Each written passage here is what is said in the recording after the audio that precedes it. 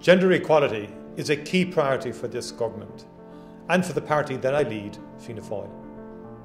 We will continue to encourage and facilitate more women to enter politics.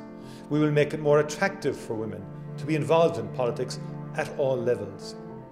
Fianna Fáil has a long history of supporting women in politics, and thankfully we are building a strong and capable team of female ministers, TDs, senators, local representatives and activists across the country. This year, Government approved a range of measures to support women in politics, including maternity leave. These measures are designed to improve work-life balance at all levels. Fianna Fáil is at the heart of communities across the country. That's why we've organised a Fianna Fáil Women's Recruitment Campaign to encourage more women to enter politics.